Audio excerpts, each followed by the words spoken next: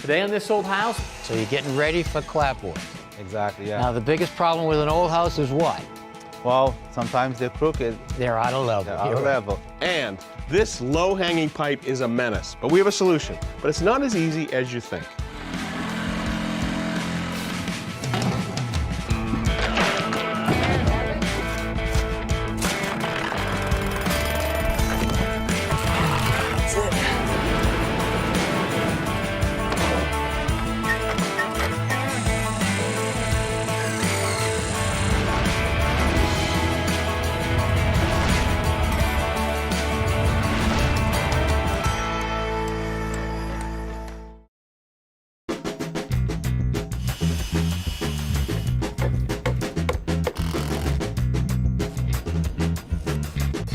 Hey there, I'm Kevin O'Connor and welcome back to This Old House here in West Roxbury, where we are working on this beautiful 1890s Victorian and have a look at the front yard. You can actually see the front of the house for the first time.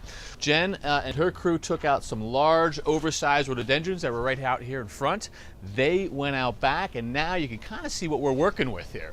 There will be some updates to this front porch and to the front stoop.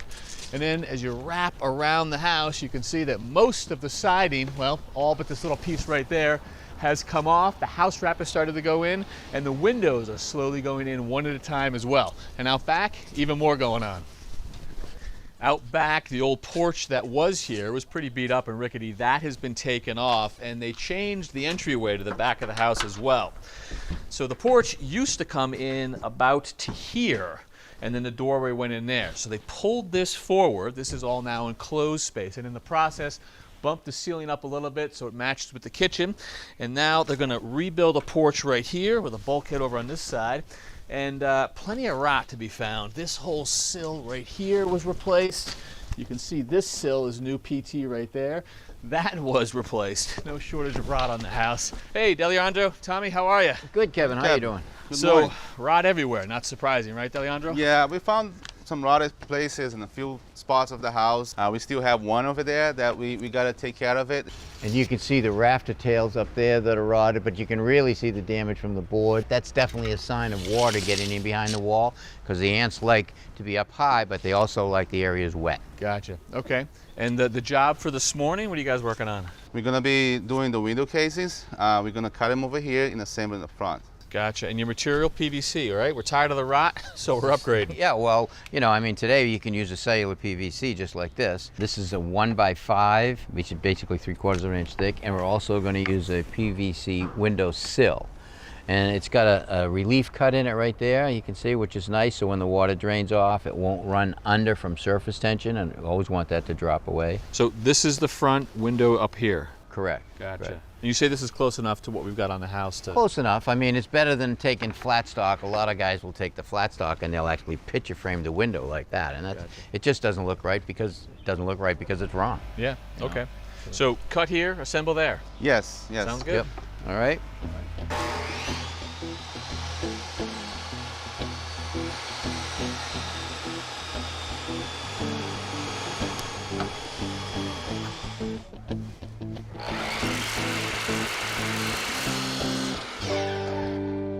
All right, got all the pieces cut. Saw your table set up here earlier when I got up here. It's always nice to have a jig when you're putting pieces together, and we got a lot of windows to put together. And the two we're working on right now are these two on the porch? Exactly, yeah.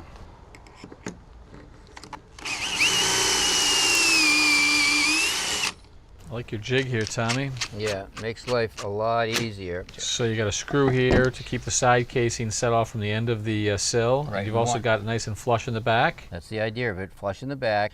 We put a spacer on it to keep this down the thickness of the sill this way. Yep. We had to put a filler on this. We put a couple of pieces of tape just to fine tune it. And we put a stop here so it will hold it when we screw against it.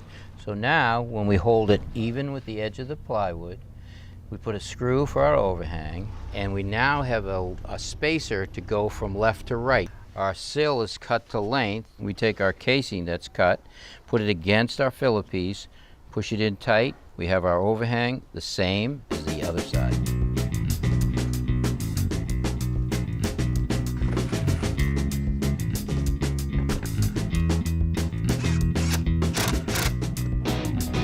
All All right, ready to install it and check it? Yep. Does that dry fit, Leandro? Oh, it looks beautiful. Does look beautiful. I like to take a thin bead of caulking and run it right down here, up both sides, and across the top. All right, now we're ready to place it in around the window. All right.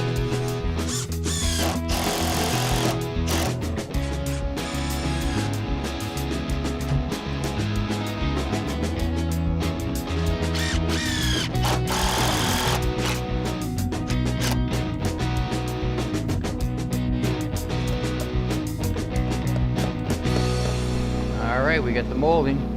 Here we are. So this is what we had in the house. Yep. We were trying to match like with some stock item. This is the closest that we could get. Well, this is close enough. I mean, we have a profile that goes around the window that's similar to what was original, but it's nice to set a window off with the frame detail around the window. Gonna look good. Yep. All right, get a little bead of caulking right there at the bottom, and we'll push the molding right into it. There we go. Okay, you can tack that if you want.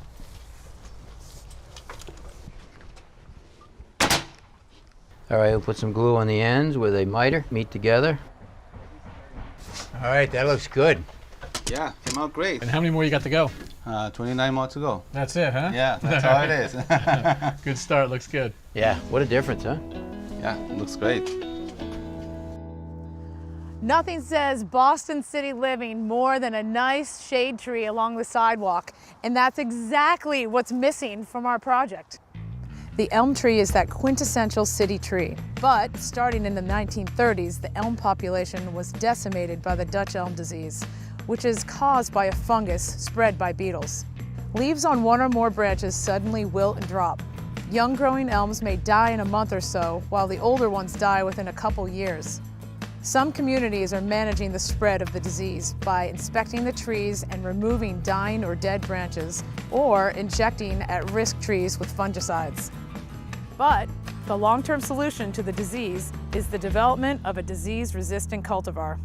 I'm here at a nursery that has those disease-resistant cultivars, and Peter Mezet, the horticulturist who's going to help me pick a tree out. Hi, Jen. How are you? I'm great. How are you? I'm good. Let's talk elm trees. What's your favorite part about them? I really love these trees. They're classic New England. They grow fast. You used to see them all down Main Street until the Dutch elm disease wiped them out. But now they've introduced cultivars that are disease resistant. Right. In fact, the town of Hopkinton, I planted some about 10 years ago that look terrific right along Main Street. And they're great on the streets because that vase shape, it just contains its shape really well. Right. So let's have a look. What do you have for me? Well, there's a bunch of them right here. So what should people look for when they're selecting a tree?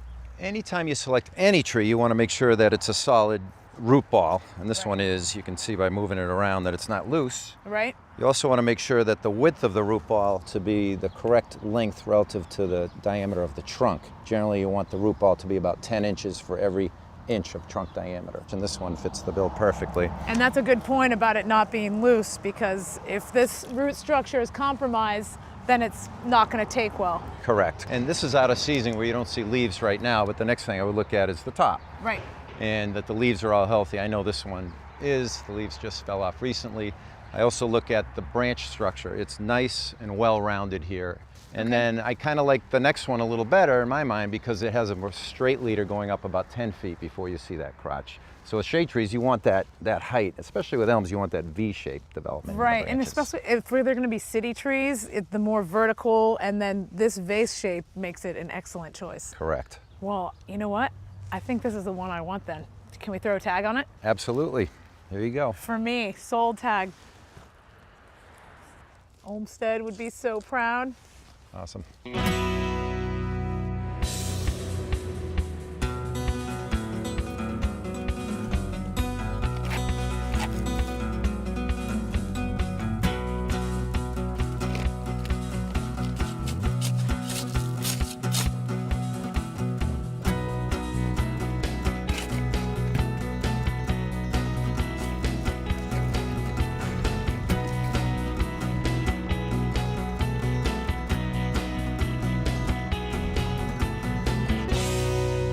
some serious progress on this project. What was once a series of small rooms is now this open concept. Hey, Rodrigo. So you have a living room, falls into a dining room right here. There's a nice big kitchen right here, and it's all been framed. You've got, in the back, you've got a beautiful breakfast nook with morning light coming in. And here on the first floor, they want a full bathroom here and then another bathroom upstairs. So now for us, the challenge is how to get that plumbing into the building. And that provides an opportunity. Let me show you. So our plumber on this job is Fabio. How you doing, my friend? Hey, how's it going? Another ugly basement for us? Like always. So we had that old bathroom group right here, full-size stack. You can see the old cast iron right here. Now we got a new bathroom group right here. And so you say, what do you do with this? You know, we could cut it and modify it. We turn it to PVC. Hook it up on the old cast iron, but then we have the electrical panel right there. We want to be away from that. Yes. And the other thing that gets me is that this is a headbanger. Yeah, now there's definitely. a laundry right over here, so if we don't do something, you're going to be awful for the poor homeowners. So one thing we could do would be to cut this, transition to PVC, and just offset this horizontal a little bit higher to get it above head height. Yeah, but I think I found a better solution. We can just use the joist, who is running this way, and put our drain like this. So look at that. So because the joist runs this way, we can now put it with pitch going back this way towards the main drain above the beam. And what's not to love about that? Homeowner's going to be very happy with you. Well, it'll be great to have all that horizontal piping out of the way.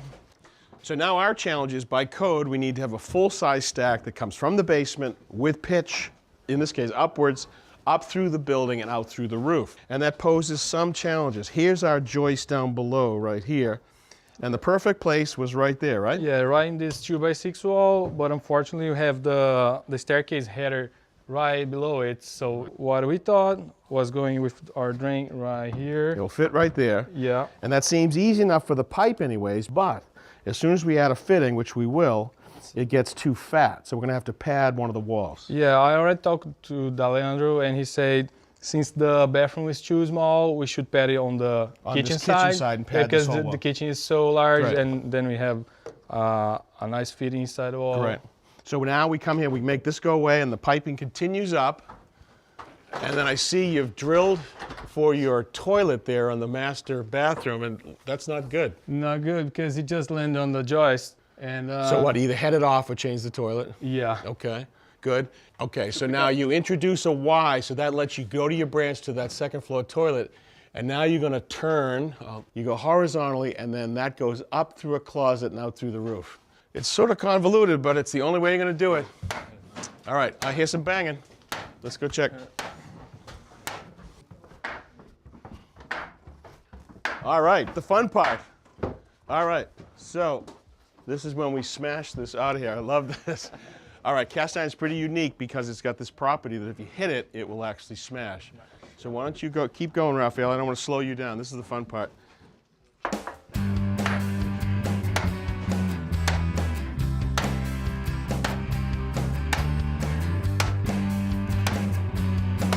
Almost, here we go. All right, it's good therapy. Okay, just take it down. Look at that.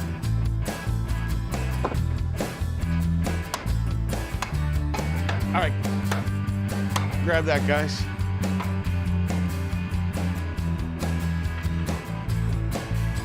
Oh, beautiful. We came not a moment too soon. Look at this. So I think this was ready for us. All right, so most of that horizontal drain is gone now. We got a ragged edge here, but we need a clean edge to tie onto because we have to make the new work go that way. So in the old days, my grandfather's day it would have been, somebody would have actually taken a cold chisel and tried to hit it with enough force to create a line that would finally snap the pipe. No, no. Guys, bring that fabulous to him. This is a chain cutter. You can see it's got blades on this chain. Okay, now he's gonna, with a ratchet, he's gonna create enough torque to actually snap this thing. Keep going, keep going.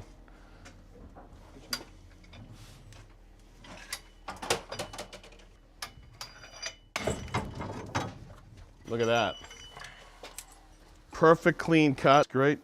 So now we've got this adapter. It's got a neoprene gasket, stainless steel bands, and we'll put that down on here. We'll tighten it up, and now we're ready to go.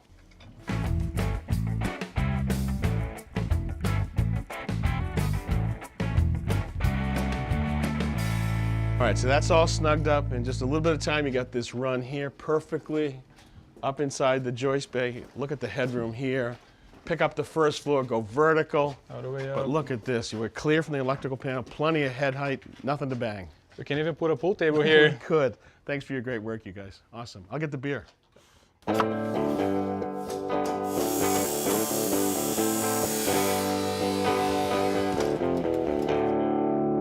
All right, so the trim work's looking good. Yes, coming out really nice. Windows are looking good. You see you got your water table on and your outside corners. So you're getting ready for clapboards. Exactly, yeah. Now the biggest problem with an old house is what? Well, sometimes they're crooked. Yes. You know, if not even floors, they are not level. So Exactly. And you took all of your measurements for the windows so they'd be even on the inside or equal off of the floor. yes, that's Right. how it's done. Yeah. Right. So all right, so now you've got the water table on, and I noticed that we've just tacked it here with a couple of nails so we can see what we have. Yes. You've got it on this line right here, which is a level line. Yep.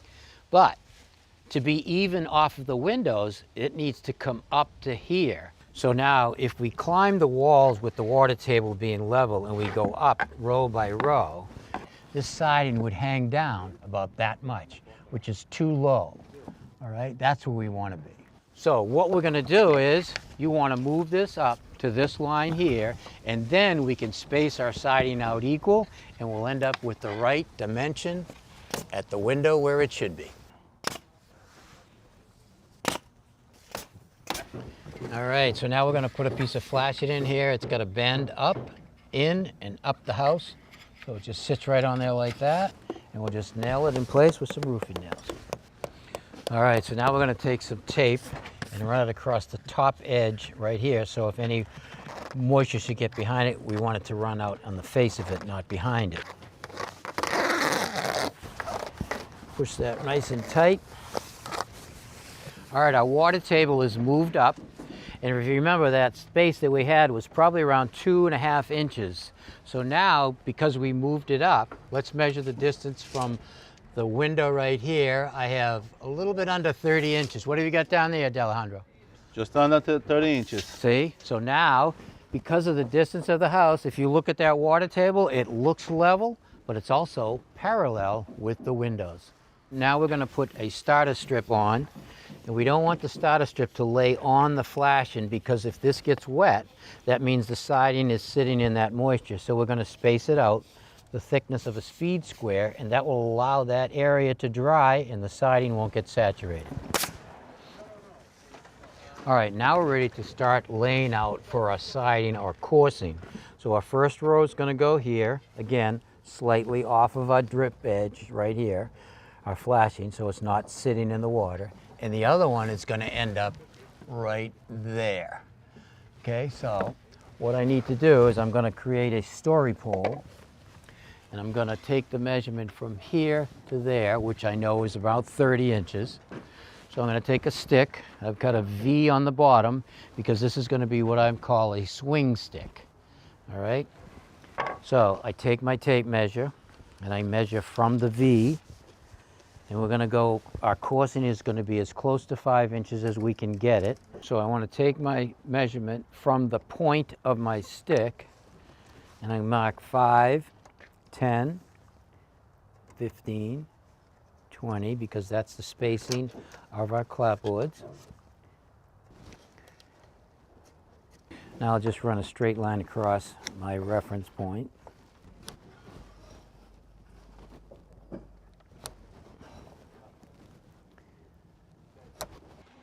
All right, so now that our spacing for our siding is going to be 5-inch increments, we need to make sure that it fits in between this and this, all right? So if I place it on here and I look where I am, right up there, it's real close, but I can make that work just by swinging the stick until it drops down. So then I mark a ding mark on the wall, and that will divide that row up equally as we go. All right, now we get our first row of siding going on. Space it again. Bring it All up. right. There you go. Got it right here. Yep.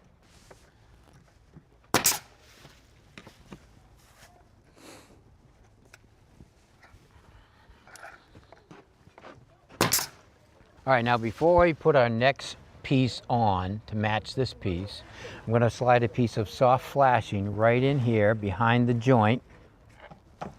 We'll run a little bead of caulking right here, again, so it won't be to the weather, and then we'll just slide it in, and that joint will be watertight.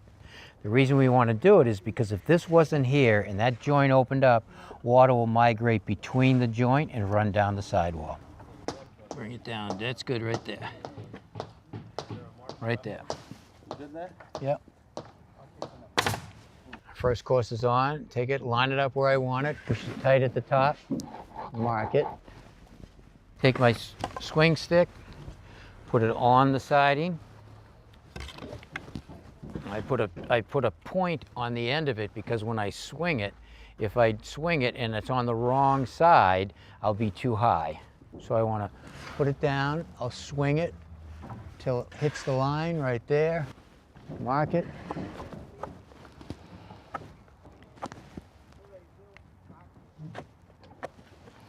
Now we'll just run a chalk line from that point down the other end.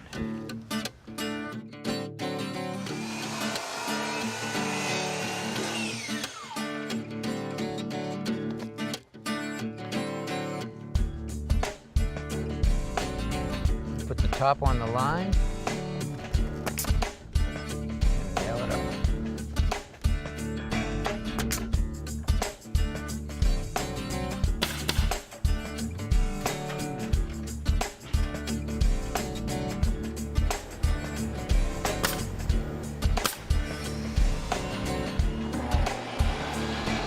All right, let's bring it up. Let's see. So I get it on the line. Right there. Line up with the sill, put it on our mark, and we'll tack it in place. All right, the siding looks good and I like the color. What do you got for us next time? Brick patio going in the back and getting ready for inspections. Oh, great.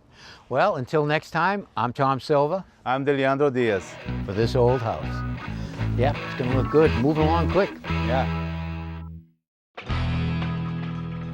Next time on This Old House, We'll be adding 2 zones and a heat pump that can find heat even on the coldest day. We use the app and we can see everything that's going on with the system. We're creating a beautiful brick patio that will become a backyard urban retreat. I would call this an urban oasis. and we'll restore the columns and the corbels on this 1898 schoolhouse that will become housing for local veterans.